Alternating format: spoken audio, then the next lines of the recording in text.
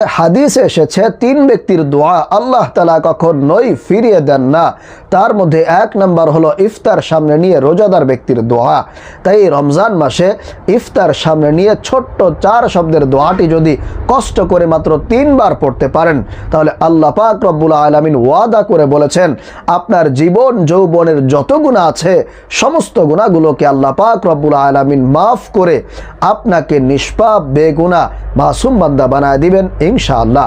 প্রিয় ভাইরা মা বোনেরা, আপনাদের জীবনের যত গুনাহ আছে সমস্ত গুনাহগুলো আল্লাহর কাছ থেকে মাফ করিয়ে নেওয়ার জন্য ইফতার সামনে নিয়ে ছোট্ট দোয়াটি মাত্র 3 বার যদি পড়তে পারেন, ইনশাআল্লাহুল আজিজ আল্লাহ পাকের ওয়াদা আপনার জীবনের সমস্ত গুনাহগুলো আল্লাহ পাক রব্বুল আলামিন মাফ করে দিবেন ইনশাআল্লাহ। প্রিয় ভাইরা মা বোনেরা, এই দোয়াটা কিন্তু খুবই গুরুত্বপূর্ণ একটা দোয়া। একবার হযরত মূসা আলাইহিস সালাম তিনি একজন মানুষকে ঘুষি মেরে আঘাত দিয়ে হত্যা করেছিলেন। এরপরে মূসা আলাইহিস সালাম তিনি এই দোয়াটি পাঠ করে আল্লাহর কাছে মাফ চেয়েছিলেন, ক্ষমা চেয়েছিলেন, আর আল্লাহ পাক রব্বুল আলামিন মূসা আলাইহিস সালামকে কিন্তু মাফ করে দিয়েছিলেন।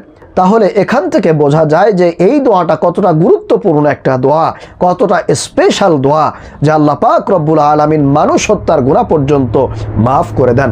এজন্য প্রিয় ভাইরা মা বোনেরা, আপনাদের জীবনে যত প্রকার গুনাহ করেছেন, যত অন্যায় করেছেন, অবিচার করেছেন, নিজের নফসের উপরে জুলুম করেছেন, জিনা করেছেন, পরকিয়া করেছেন, যত বড় বড় অন্যায় করেছেন, আপনারা যদি রমজানুল মুবারক মাসে এই ছোট্ট দোয়াটি ইফতারের সামনে নিয়ে পাঠ করতে পারেন, আল্লাহ পাক রব্বুল আলামিন আপনাদের জীবনের যৌবনের যত প্রকার গুনাহ আছে জানা অজানা সমস্ত গুনাহগুলোকে আল্লাহ তাআলা মাফ করে দিবেন ইনশাআল্লাহ।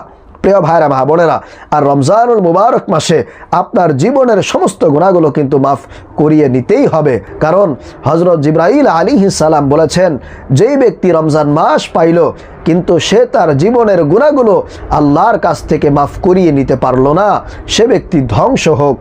আর রাসূল করিম সাল্লাল্লাহু আলাইহি ওয়াসাল্লাম তিনি এই কথার উপরে আমিন বলেছেন। অতএব আপনি যদি রমজান মাসে আপনার জীবনের গুনাহগুলো মাফ করিয়ে না নিতে পারেন, তাহলে আপনার জন্য ধ্বংস অনিবার্য, আপনার সামনের পথ চলা কঠিন হয়ে যাবে। এজন্য প্রিয় ভাইরা মা বোনেরা, অবশ্যই আপনি এই দোয়াটি পাঠ করবেন, বিশেষ করে ইফতারিকে সামনে রেখে।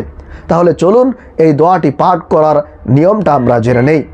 প্রিয় ভাইরা মা বোনেরা, সর্বপ্রথম আপনাদেরকে ওযু করে পবিত্রতা অর্জন করে নিতে হবে। এরপরে আপনি ইফতারি সামনে নিয়ে সর্বপ্রথম 3 বার দুরূদে ইব্রাহিম পাঠ করবেন। এরপরে আপনি মনে মনে চিন্তা করবেন, মনে মনে আপনি আল্লাহর কাছে আপনার জীবনের সমস্ত গুনাহের জন্য অনুতপ্ত হবেন, লজ্জিত হবেন। আপনি আল্লাহর কাছে ওয়াদাবদ্ধ হবেন যে আল্লাহ, জীবনে যত গুনাহ করেছি, আয় আল্লাহ সামনের দিনগুলোতে আর এই সমস্ত গুনাহ করব না। আয় আল্লাহ আমি তওবা করছি, তুমি আমার তওবাকে কবুল করো, আমার গোটা জিন্দেগির সমস্ত গুনাহগুলোকে মাফ করে দাও। এরকমভাবে আল্লাহর কাছে সংকল্প করে ওয়াদাবদ্ধ হয়ে এরপরে আপনি এই ছোট্ট দোয়াটি 3 বার পাঠ করবেন। সেই দোয়াটি হলো, রব্বি ইন্নী যালামতু নাফসি ফাগফিরলি, রব্বি ইন্নী যালামতু নাফসি ফাগফিরলি। আয় আল্লাহ, আমি আমার নফসের উপরে জুলুম করেছি, অন্যায় করেছি, মেহেরবানি করে তুমি আমাকে মাফ করে দাও। এইভাবে যদি করে আপনি দোয়াটি পাঠ করতে পারেন, অনুতপ্ত হতে পারেন, ইনশাআল্লাহ আল্লাহ পাক রব্বুল আলামিন আপনাকে মাফ করে দিবেন। আপনার গোটা জিন্দেগির সমস্ত গুনাহগুলোকে ক্ষমা করে আপনাকে নিষ্পাপ বেগুনাহ মাসুম বান্দা হিসেবে কবুল ও মঞ্জুর করে নেবেন।